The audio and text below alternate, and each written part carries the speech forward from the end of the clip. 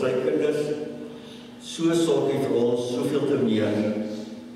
En dan kan ons net volgens Jesus sit in aanbidding voor U ons Vader. Amen. Broers en susters, julle almal wat aan die Here behoort, genade, barmhartigheid en vrede vir julle. Dit kom van God ons Vader en Christus Jesus ons Here. Dit word 'n werklikheid in ons lewe deur die kragtige werk van die Heilige Gees. Ons het Vadersdag is ons tema Vaders by voete van klei, maar met harte van goud. Ons gaan saam lees uit 2 Korintiërs hoofstuk 4 hier vanaf vers 7. 2 Korintiërs 4 vanaf vers 7. Kom ons bid saam. Here, baie dankie dat ons in U teenwoordigheid mag wees. Here, die wêreld daar buite gaan verby met 'n spoed en 'n passie, elkeen op sy eie pad en elkeen in sy eie rigting. Maar dankie dat ons vir U het wat vir ons op koers en rigting hou. Dat ons weet waarheen ons op pad is. En dat ons weet dat U die een is wat vir ons op hierdie lewensreis aan die hand het. Dat hy vir geen enkele oomblik vir ons ergens langs die pad alleen los of in die steek laat nie. Dan bid ons Here dat U woord en Gees ons vanoggend sal troos en versterk, maar bovenal Here dat ons vir U sal raak sien. Ons bid dat U ons sal verlos van die bose en help ons om ons gedagtes te rig op die dinge wat daarbo is, op Jesus Christus die Here. Ons bid in die naam van Jesus. Amen. 2 Korintiërs 4 vanaf vers 7. Ons wat hierdie skat in ons het, is maar kleinpotte wat maklik breek. Die krag wat alles oortref, kom dus van God, nie van ons nie. En alles word ons verdruk. Maar ons is nie te neergedruk nie. Ons is oor raad verleë, maar nie radeloos nie. Ons word vervolg, maar nie deur God verlaat nie. Op die grond neergegooi, maar nie vernietig nie. Tot sover. Om 'n goeie pa te hê is regtig voorreg. Ek het so 'n pa gehad wat in baie opsigte my rolmodel was. En baie keer as ons as kinders bymekaar kom vir 'n familie byeenkoms, dan het ons so teruggegaan op memory lane. Onthou jy nog dit en onthou jy wat ons toegedoen het en onthou jy wat hoe pa daar gereageer het. Goeie herinneringe wat 'n mens het. En mens besef net hoe ongelooflik bevoorregte mens was om 'n goeie pa te kon hê. Maar nie almal is altyd so bevoorreg om 'n goeie pa te hê. Baie het slegte herinneringe van 'n pa en dra nog steeds die wonde, die littekens van wat so 'n pa veroorsaak het. 'n Mens weet soms dit kon anders gewees het. Maar wat maak 'n pa 'n goeie pa? Om 'n goeie pa te wees, dit sal almal met my saam sê wat 'n pa is makliker gesê as gedoen. Want wat is 'n goeie pa? Hoe definieer jy 'n goeie pa? En watter standaarde moet 'n pa alles beantwoord om as 'n goeie pa geklassifiseer te word? Wat is die Bybelse riglyne van 'n goeie pa? Nou ongelukkig is daar in die Bybel nie veel tekste oor hoe 'n goeie pa te wees. Daar is in Efesiërs en Kolossense een of twee tekste, en dan natuurlik in die wysheidsliteratuur en Spreuke en Prediker is daar baie aanbevelings wat die pa aan sy seun doen sê, dit is hoe jy hoort te lewe, maar daar is nie regtig 'n soort van 'n checklist om te sê hoe lyk 'n goeie pa nie. Maar ek wil vanoggend kortliks na 3 vaderskapstyle kyk met die effekte en gevolge daarvan, en omdat daar nie regtig die teksverse vir dit alles is nie, het ek so 'n bietjie by die sosiologie en die sielkunde en die opvoedkunde gaan krap, sodat ons eintlik by die derde punt kom wat die belangrikste is, want dit is waar die Bybelse riglyne inkom. So, eerstens wil ek vir julle hê dat ons saam kyk na die afwesige pa. Ek verstom my baie keer om te sien hoeveel kinders in 'n huis groot word sonder 'n pa. As 'n mens in 'n klaskamer vol kinders is, en jy vra vir hulle, wie van julle het almal 'n pa in die huis? dan verwag jy die oorgrote meerderheid sal hulle hande opsteek. Dit is glad nie meer so nie. Dit het epidermiese afmetings aangeneem, huisgesinne, wat funksioneer asof 'n pa net nie meer nodig is nie. Dit voel vir my baie keer, dit is, dat pa se sperm is net nodig en dan weet is die pa oorbodig. En in die media word daar selfs al 'n term gebruik om te praat van toxic masculinity, wat wel eintlik daartoe sê dat die rol van die man en van die pa in die samelewing net nie meer aanvaarbaar is nie. En dan word hierdie beeld, hierdie negatiewe beeld, wat 'n pa baie keer versterk deur die aanwesige pa. Die pa wat letterlik fisies aanwesig is in sy huisgesin en nie meer deel is van die gesin nie, en natuurlik ook 'n pa wat emosioneel figuurlik aanwesig is, deel van die gesin, maar hy is gewoonlik so besig met sy eie dinge, dat hy nie meer tyd vir sy gesin het nie. Nou, 'n afwesige pa kan 'n diepgaande en langdurige, verwoestende invloed op kind se lewe hê en sy belewenis van hoe God die Vader is. Want kinders vorm hulle beeld van God die Vader na aanleiding van hulle ervaring met hulle aardse pa. En dis 'n paar maniere waarop afwesige pa so negatiewe invloed het. Byvoorbeeld, hulle kinders kry as gevolg van 'n afwesige pa baie maklik hierdie skewe beeld van God se teenwoordigheid. Wanneer 'n kind beleef dat hulle pa fisies en emosioneel aanwesig is, sukkel hulle om iets te verstaan en beleef dat God die Vader sê, maar hy is nie so nie. Hy is by hulle teenwoordig. En op grond van hulle ervaring met hulle pa's, dan voel hulle baie keer, maar God is ook net soos ons aardse pa, onverskillig, nie betrokke by ons nie. Hy is ontoeganklik, hy stel net nie regtig belang in my lewe nie. En dan is daar die vertrouensbreuk wat plaasvind.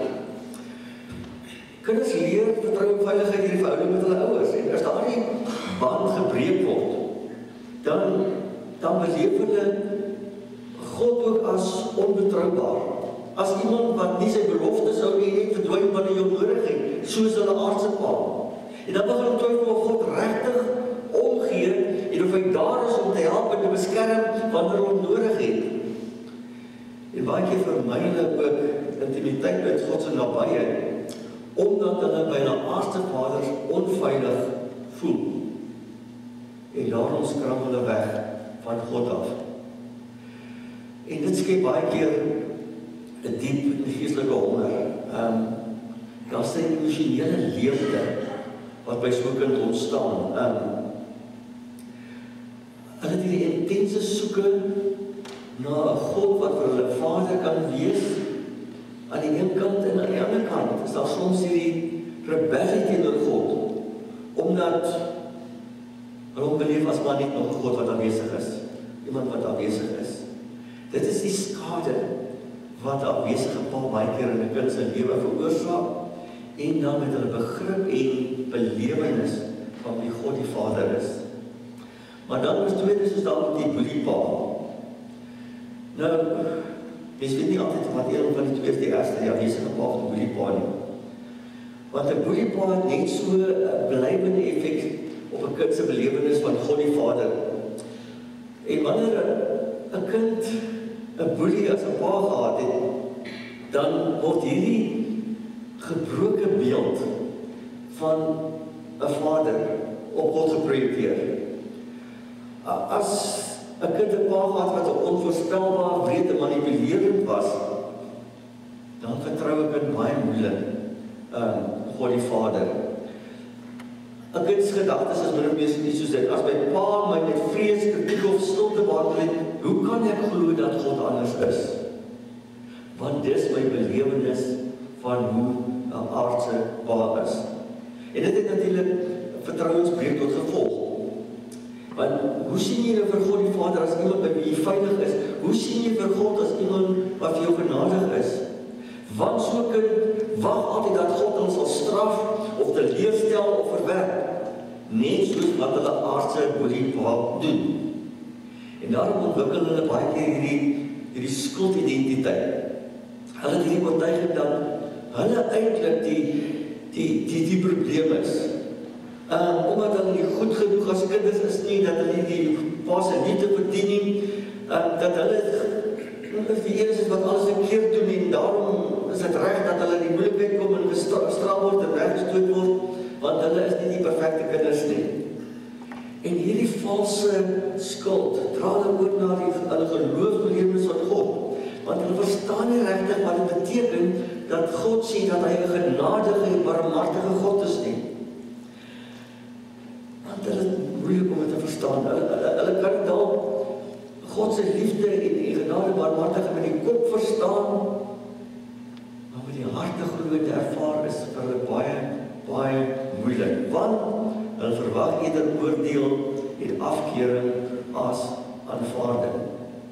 En daarom het kinders dikwels ook, en as ek praat van kinders, dan praat ek nie van jong kinders, ek praat van ons almal wat kinders is, dan wil dikwels ook probleme met gebed.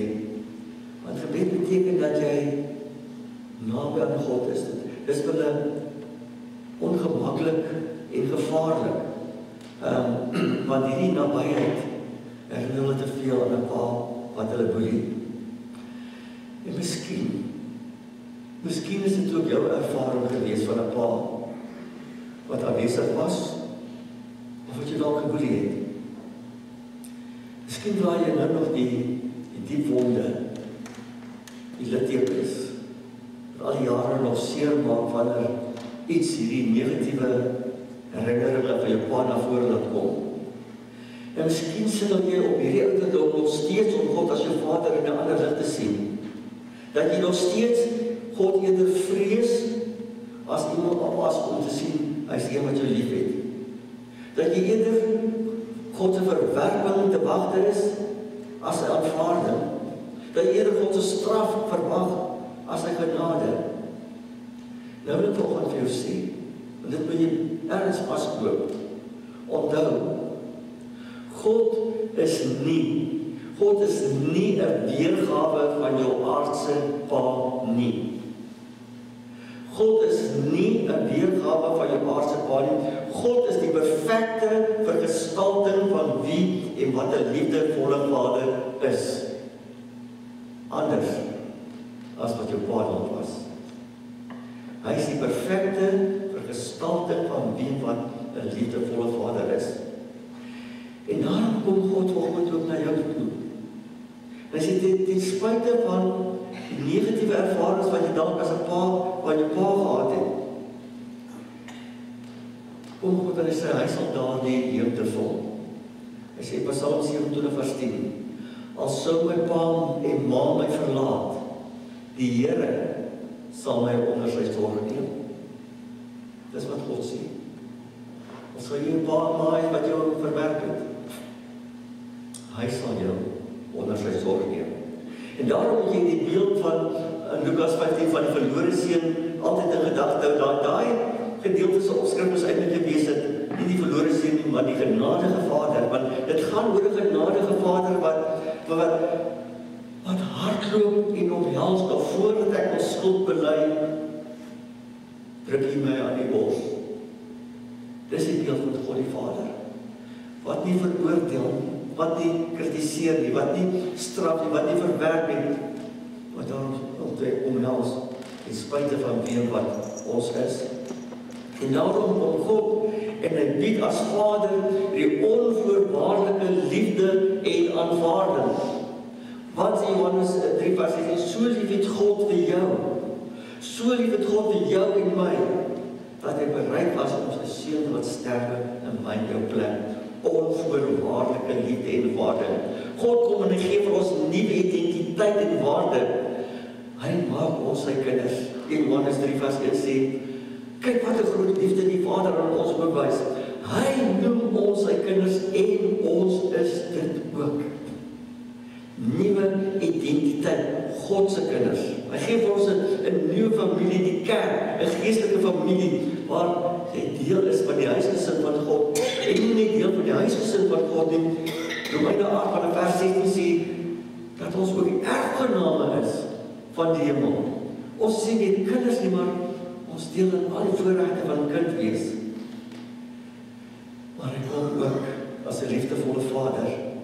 Hy herstel verhoudings en bring genesing, Psalm 147:3, wat sê, dat God ons wonde genees, dat hy ons seer kom regmaak.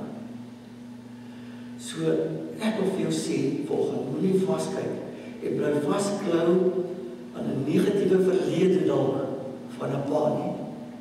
Kyk na jou hemelse pa, wat die gestalte is van die perfekte pa, wat jou onder sy vleuels kom neem het, en jou sy kind kom maak het. Maar, derde plek, daar is daarom ook goeie paas, en, daar is daarom ook goeie paas, en dit is die punt waarby ek eindelijk volgende wil uitkom, en dit is by die goddelike paas. Miskien vir jy volgende, weet jy wat, ek is by tye waarskynlik daar die afwesige pa. Ek is dan by tye ook daar die boeliepa gewees. Ek is dan by tye ook daar die pa wat nie of standaard was nie en daar terug ek sê, dit voel vir my of ek meer in mislukking van 'n pa was as 'n goeie pa. Nou dan oomblikke wat jy stil sit en wonder en terugkyk en wonder, maar het ek genoeg gedoen as pa toe my kinders in die huis was? Was ek regtig nie soos pa wat my kinders nodig gehad het? Kon ek nie dinge dalk anders gedoen het nie? Kon ek nie dalk iets anders te gesê het in daai punt wat ek in woede uitgebars het nie? Watter aandeel het ek dalk in die verbrokkelde verhouding met my kind? Was ek dalk aanwesig op 'n tyd in hulle lewe toe hulle my die meeste nodig gehad het? En dominees, hierdie dominee, stoei ook met hierdie goeders.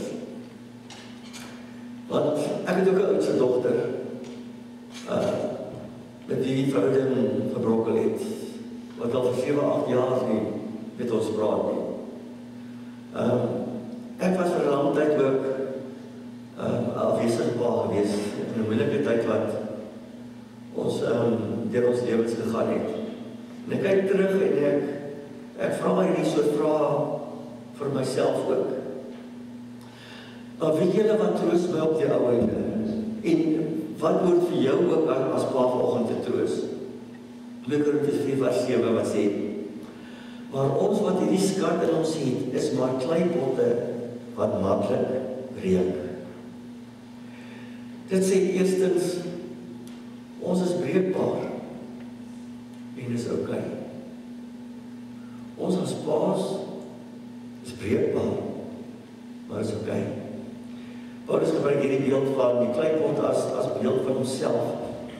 Hy probeer nie wegsteek om te sê dat hy swak en breekbaar is, hy probeer nie maak of hy iets besonders is, en asof hy hierdie persoon is dat hy almal moet opkyk van die perfekte man nie.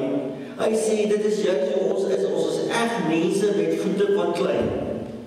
Psalm 103:14 in die boodskapvertaling sê dit so mooi, hy sê, die Here weet hoe swak en vol foute ons is. Hy weet dat ons maar net swak en klein mensies is. Dis wie ons is. Die Here weet hoe swak en vol foute ons is. Ja, die Here ken ons deur en deur. Al ons foute, al ons tekortkominge, ons mislukkings, ons sukkel om kop oor water te hou, ons gestoei oor eie waarde, die pogings om die beste moontlike pa te wees. Ons mans, ons paas, is maar hierdie breekbare, eenvoudige kleipotte vol krake. En ek en jy hoef jy voor te gee, asof ons hierdie perfekte pa is, of perfekte pa was nie. Laat ons onsself eerder sien soos wie en wat ons werklik is, kleipotte vol krake. En dit is die wonder van dit alles. En tog, ten spyte daarvan, kies God juis mense soos ons om sy skat te dra. Pa, jy is daar vanoggend nie Superman nie. Maar jy moet weet vanoggend, jy is God se man. Jy is nie Superman nie, maar God se man. Jy voete van klei, ja, maar God gebruik mense soos ek en jy, met ons gebreke, mislukkings en herinnering op hierdie skat te huisves, en hierdie skat is Jesus Christus die Here wat in ons woon. En deur die krake van hierdie kleipot, weerspieël ons almal die heerlikheid van die Here, sê Paulus in 2 Korintiërs 3 vers 18. Dat ten spyte van hierdie pot, wat dan niks lyk, wat nie eens kosbaar is, wat maklik breek, dat God hierdie pot kies om in te woon. Dat deur hierdie krake ons die heerlikheid van die Here weerspieël. En daarom is dit okay om 'n pot te wees, maar die skat is groter as die kleipot. 2 Korintiërs 4 vers 7 sê, maar ons wat hierdie skat in ons het, dan praat hy asof hy daar sê, die krag wat alles oortref, kom dus van God, nie van ons nie. Ons wat hierdie skat in ons het, die krag wat alles oortref, kom nie uit ons, omdat ons so grand en sterk en oulik is nie.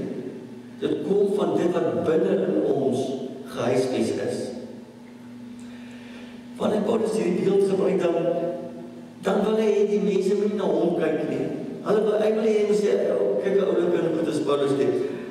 Hy wil hê hulle moet vir Christus kan raak sien. Daarom sê 2 Korintiërs 4 vers 5, ons verkondig nie onsself nie, maar vir Jesus Christus as die Here. Hy sê, ek is niks besonders nie. Ek is 'n mens vol swakheid en foute. Die kleipot moet nie die fokus wees nie. Die skat binne in moet al die aandag kry. Christus se teenwoordigheid in ons lewens moet die aandag kry. Kan ek vanoggend vir jou as pa sê, God het jou nie 'n pa gemaak omdat jy perfek is nie, omdat jy sterk is nie, omdat jy volmaak is nie, maar omdat hy wat in jou is, omdat hy sterk en volmaak is. Ons kinders het nie 'n sterk en perfekte pa nodig nie. Ons kinders het 'n pa nodig wat weet waar sy krag vandaan kom. Want dit is juis deur ons gebrokenheid dat God se krag sigbaar word. 2 Korintiërs 4 vers 7 sê, die krag wat alles oortref, kom dus van God, nie van ons nie. En dan sê later in 2 Korintiërs 12 vers 9, sê God, my genade is vir jou genoeg, my krag om jou tot volle werking wanneer jy swak is. Wanneer jy voel, so ek kan dit jou by eie hanteer nie. Ek is nie op daai standaard wat ek voel 'n pa moet wees.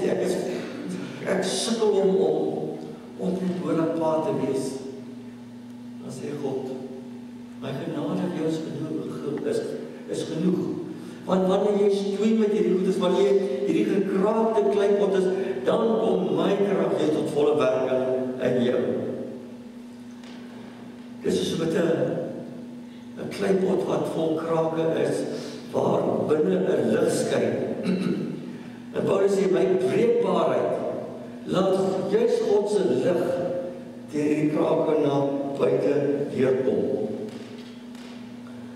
So die waarde van jou as pa, die waarde van jou as pa, die waarde van jou lewe, lê nie in hoe goed jy is nie.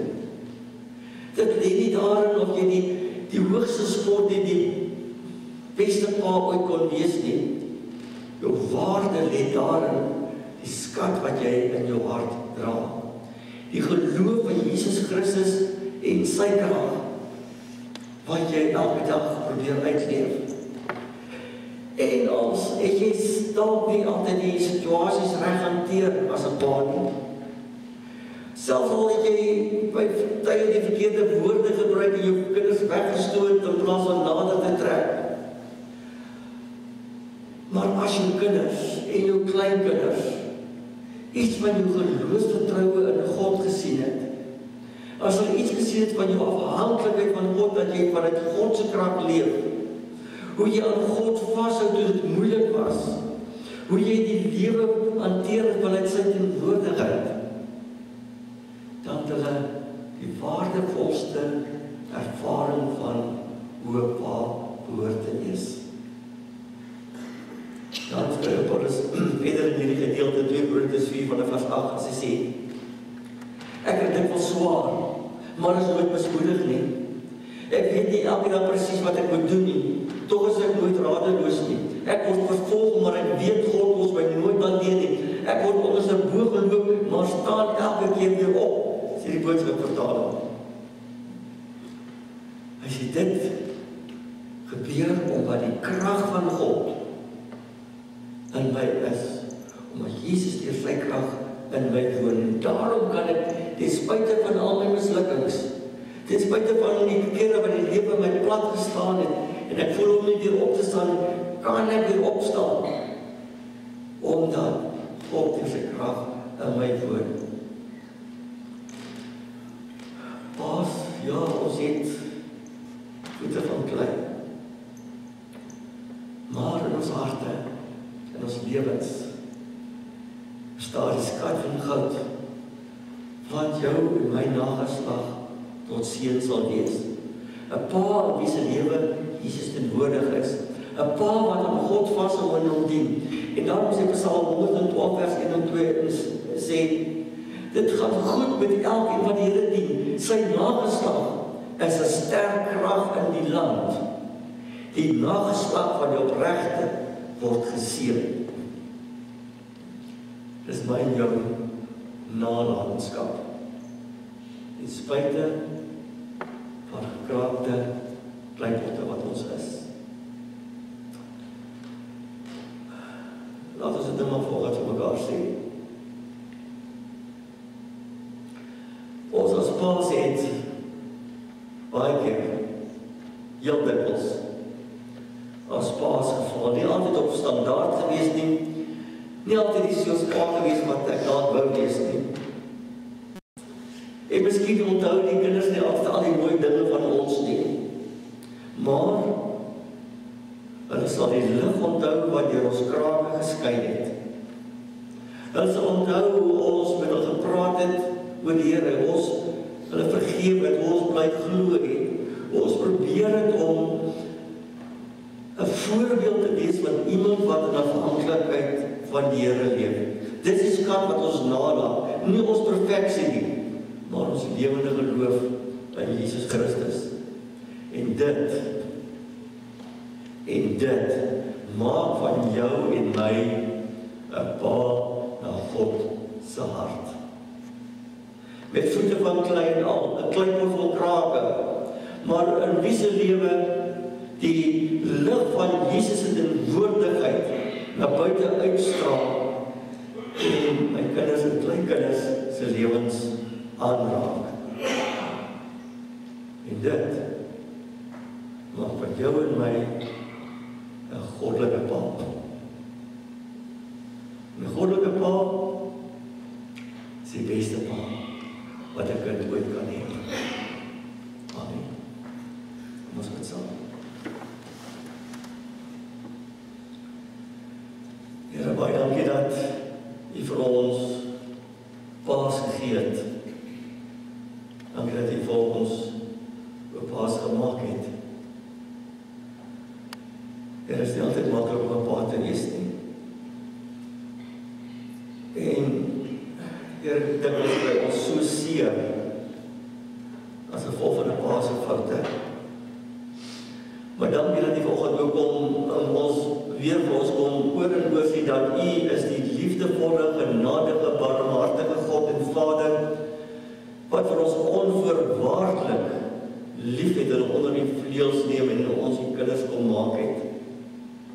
Dankie dat U vir ons oor en oor kom sê dat U ons nooit sal verlaat en nooit een enkele oomblik in die steek sal laat nie. Dankie dat U sê dat U die stukkies by mekaar vee en weer aan mekaar plak en ons heel maak. En Here, ons wil bid dat U ook ons as paas genadig sal wees ook met ons foute. En Here, dat U ook sal help om die foute te herstel. Want Here, is dit U wat dit kan doen deur die Gees. En daarom wil vanoggend elke pa aan die opdra wat probeer om 'n goddelike pa te wees, dat U krag deur daardie krake uit die kleipot sal skyn. Die mense ons sal raak sien as goddelike paas. So bid ek vir elkeen wat seer gekry het, vir genesing. Here, want U het die huisgesin gemaak. U het bepaal dat daar 'n pa en 'n ma moet wees. Bid Here dat U ons gesinne sal help om regtig weer gesinne te wees, soos wat U wil hê dat ons moet wees. Dit los ons in U hande. Bid in die naam van Jesus die Here. Amen. Gemeente, gaan huis toe met die seën van die Here. Want die Here sal julle seën en julle beskerm. Die Here sal tot julle redding verskyn en julle genadig wees.